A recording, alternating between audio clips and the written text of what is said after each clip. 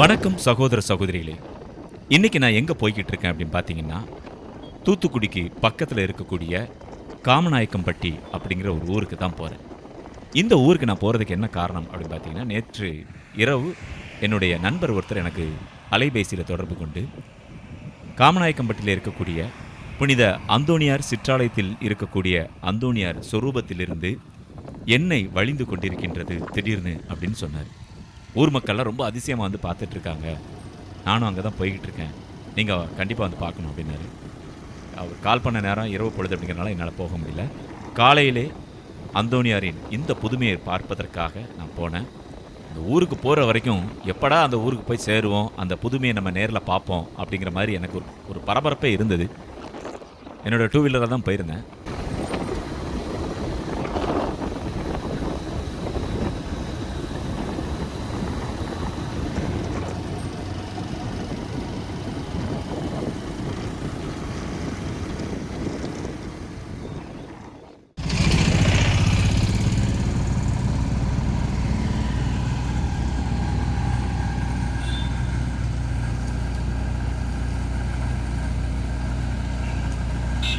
இதான் காமநாயக்கம்பட்டி ஊர்.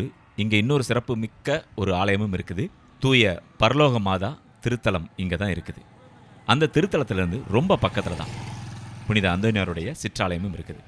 நாங்கள் போன உடனே அந்த ஊர்க்காரங்கள்ட்ட விசாரித்தேன். அப்போ நிறைய பேர் அதற்கான பாதையை சொன்னாங்க. அங்கே இருந்த ஒரு பள்ளியில் படிக்கக்கூடிய ஒரு சிறுமியிடம் இந்த ஆலயம் எங்கே இருக்குமா அப்படின்னு கேட்டிருந்தேன். வாங்க உங்களுக்கு அந்த ஆலயத்தை காட்டுறேன் அப்படி சொல்லி கையோடையே கூட்டிகிட்டு போய் அந்த ஆலயம் எங்கே இருக்கோ அங்கே காட்டினாங்க. நான் போய் பார்த்தேன். உள்ளே போகும்போதே எனக்குள்ள ஒரு பரபரப்பு தொற்றி கொண்டது. எப்படி இருக்குன்னு தெரியலையே, பார்க்கலாம் அப்படிங்கிற மிகுந்த ஒரு ஆவலோடு நான் உள்ளே போனேன்.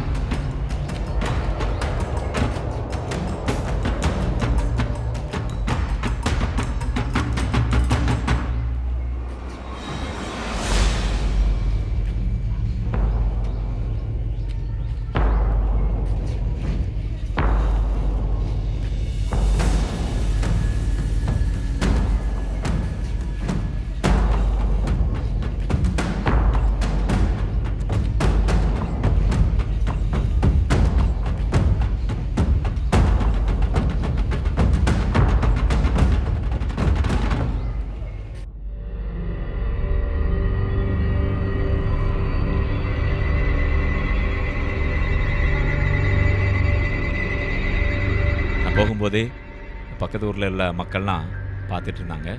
ஏன்னா நேற்று இரவே வந்து பார்த்திங்கன்னா நல்ல கூட்டமாக இருந்துச்சான். மக்கள்லாம் வந்து அந்த அதிசயத்தை, அந்த அற்புதத்தை நேரில் பார்த்துட்டு போனாங்க. இங்கே பாருங்கள், நானும் அதை கண்டேன். கண்ணாடி பேழைக்குள்ளே தான் அந்தோணியாருடைய சொரூபம் இருக்குது.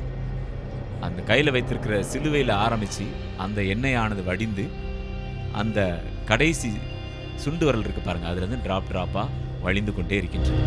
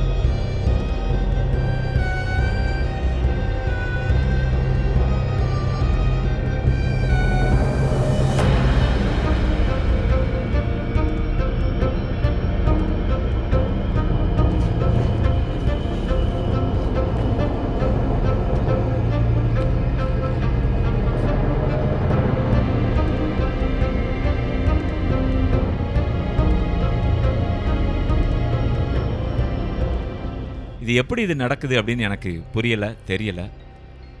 இது அதிசயமா இல்லை அறிவியலா அப்படின்னு ஒரு செகண்ட் என்னுடைய மனசு நினைத்தாலும் இதை நான் அதிசயமாகவும் அற்புதமாகவும், ஏன்னா கண்டிப்பாக அப்படி தான் என்னால் பார்க்க முடிந்தது. ஏன்னா அந்த அந்தோனியார் ஆலயத்தினுடைய கொடியேற்றம் கடந்த வாரம் தான் தொடங்கியிருக்கீங்க. வரக்கூடிய செவ்வாய்க்கிழமை, அதாவது 17ஆம் தேதி தான் திருவிழா கொண்டாடுறாங்க இந்த ஆலயத்திற்கு. டெய்லி மாலை ஆராதனைலாம் நடந்துட்டுருக்கு தான், ஜபம்லாம் நடக்குது அப்படின்னு சொன்னாங்க. ரொம்ப அதிசயமாக இருந்தது எனக்கு. இங்கே பாருங்கள், அது க்ளோஸ்அப்பில் நான் எடுத்திருக்கேன். அப்படி நேற்று இரவு ரொம்ப அதிக அளவில் வழிந்து ஓடி இருக்குது. இப்போ இன்றைக்கி நான் காலையில் போயிருக்கும்போது கொஞ்சம் கொஞ்சமாக இந்த ட்ராப்பாக அப்படி வந்து கொண்டே இருந்தது. என்ன ஒரு ஆச்சரியம் நண்பர்களே! புனித அந்தோனியார் இந்த உலகத்திற்கு என்ன சொல்ல வருகின்றார் அப்படின்னு சொல்லி அங்கே இருக்கக்கூடிய மக்கள்லாம் பரவலாக பேசி கொண்டிருந்ததை என்னால் கேட்க முடிந்தது.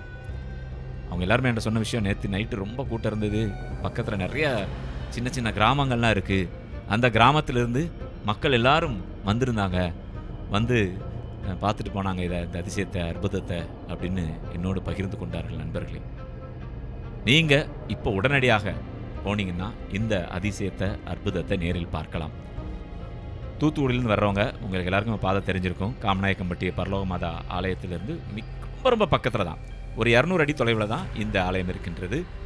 கோவில்பட்டியிலேருந்து வர்றவங்க உங்களுக்கே தெரியும், 10 கிலோமீட்டர் தொலைவில் தான் இருக்குது. கோவில்பட்டியிலேருந்து காமநாயக்கம்பட்டி ஊர் ஒரு 10-9 கிலோமீட்டர் தொலைவில் தான் இருக்கும். மதுரையிலேருந்து வர்றவங்க நீங்கள் கோவில்பட்டி வழியாகவும் இந்த ஊருக்கு வரலாம், அல்லது தூத்துக்குடி வழியாகவும் இந்த ஊருக்கு வரலாம். திருநெல்வேலி வழியாக வருபவர்கள் கயத்தாறு வழியாக இந்த ஊருக்கு நீங்கள் வரலாம். எல்லோரும் உடனே வாங்க, இந்த அற்புதத்தை பாருங்கள். புனிதரை பற்றி அனைவரிடமும் அறிவியுங்கள். அந்த ஊரில் இந்த புனித அந்தோனியார் சிற்றாலயத்தை பராமரித்து கொண்டிருக்கும் ஒரு குடும்பம், அந்த குடும்பத்தில் உள்ள ஒரு அம்மா வந்து இதை பற்றி பேசினாங்க. புகழ் மரிய வாழ்க. உங்கள் பேர் சொல்லுங்கம்மா. பக்கத்தில் என் பேர் எல்லாமே இதுதான். எங்கள் வீட்டுக்காரர் பேர் லூர்து சாமி. சொல்லுங்கள், இந்த ஊரோட பெயர் சொல்லுங்கள். காமநாயக்கம்பட்டி என்ன தெரு. அந்தோனியார் சிறுவத்தில் எப்பத்துலேருந்து இந்த எண்ணெய் வடிகிறது ஆரம்பிச்சிருக்கு? எண்ணெய் வடிது நேற்றுலேருந்து வடியுது. எப்பத்துலேருந்து? காலையிலேருந்தா? நேற்று சாயங்காலம் ஜெபத்துக்கு முன்னால் கதவு திறக்க எங்கள் வீட்டுக்காரங்க போகும்போது அவங்க தான் முதல்ல பார்த்ததா? அவங்க பார்த்தாங்க. அடுத்து அந்த ஒரு பக்கத்தில் ஒரு பொண்ணு ஜோமனை போயிட்டு இருக்காங்க. இவங்க 2 பேரும் தான் முதல்ல பார்த்தவங்க. பக்கத்தில் சொல்லி எல்லாரும் பார்க்க பெரிய ஒரு அதிசயமாக அற்புதங்களா எழுந்துக்கிட்டு இருக்குது. மக்கள் நைட்டு அவ்வளோ பேரும் கூட்டிட்டாங்க. அது சுருவம் திறந்து அது உள்ள எடுத்து திறந்து பார்க்கணும் போது ஃபாதர் இன்னும் ஒரு வாரம் ஆகட்டையா, திருநாள் நடக்கட்டும், அப்புறமேல் நம்ம பார்ப்போமே, இப்போ இந்த அதிசயம் தெரியுது இல்லையா அப்படின்னு சொல்லிட்டு இருக்காரு. எதனால என்ன வருதுன்னு நினைக்கிறீங்க? அவங்களுடைய ஆச்சரியம் தான், புதுமையில் தான் அப்படி நடக்கும்னு நினைக்கிறோம் எல்லாமே.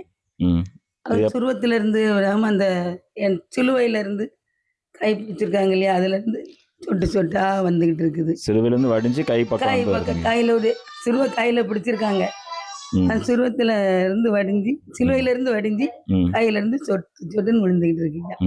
ஆமா, எல்லா மக்களும் பெரிய ஒரு அதிசயமா ஆச்சரியமா. இந்த ஆலயத்துக்கு கொடியேற்றம் எப்ப நடந்துச்சு? போன வியாழக்கிழமை திருவிழா. நேற்று 6ஆம் திருவிழா. ஆமா, வர செவ்வாய்க்கிழமை திருவிழா நிறைவு. இப்ப இந்த புதுமையை வந்து எல்லாரும் வந்து பாக்குறாங்களா? மக்கள் வந்து எல்லா மக்களும் பாக்காங்க. எந்த ஊர்ல இருந்து வந்து பாக்காங்க. சோல்பட்டில திருநாள் அங்க 8ஆம் தேதி சுத்தி போட்டாரு. அத்தனை சேரமும் வந்து பார்த்து இன்னைக்கு கேரளாவில இருந்து முதல் கொண்டா வந்து 2 தினம் பார்த்துட்டு போறாங்க பாருங்களேன். ஆமா, எல்லா மக்களுக்கும் பரவிடுது. பங்கு தந்தை என்ன சொன்னாங்க? பங்கு தந்தையரு நல்லா இருக்கட்டும், அவரு உதவி பங்கு தந்தை தான் வந்து பார்த்தாங்க.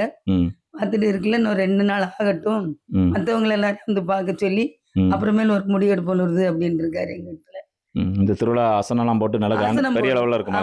பெரிய லெவல்ல நடக்கும். செவ்வாய்க்கிழமை பாத்தீங்கன்னா பெரிய லெவல்ல நடக்கும். பூசை மேடெல்லாம் போட்டு வந்து நடப்பாங்க.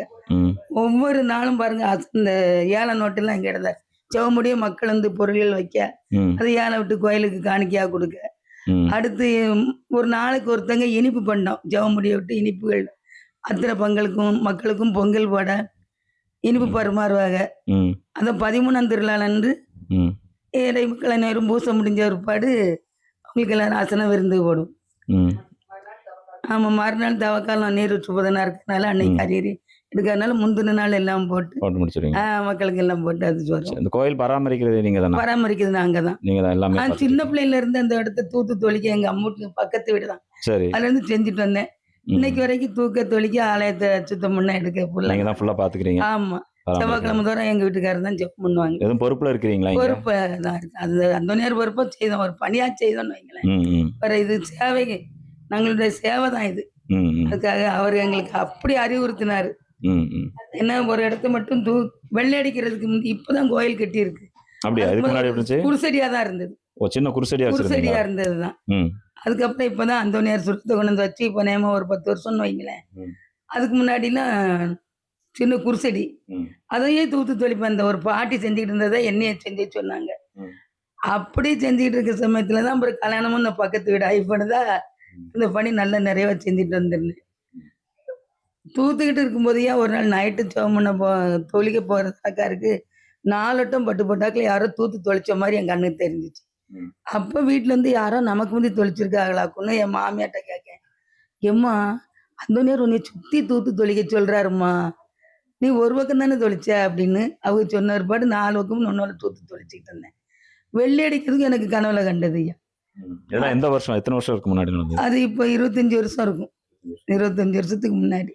இப்போ கோயில் மாடலா கட்டி ஊர் ஜனங்கள்லாம் எல்லாரும் கூடி ம். அதை வெள்ளை அடிக்க, சுத்தம் பண்ண, பெயிண்ட் அடிக்க எல்லாமும் மக்கள் எல்லாம் நல்ல ஒரு ஆர்வத்தோட செய்தாங்க ஐயா. மக்கள் தான் ஆர்வத்தோட செய்தாங்க. சரிம்மா, நம்ம சரி. கடவுளுக்கு நன்றி. சரி.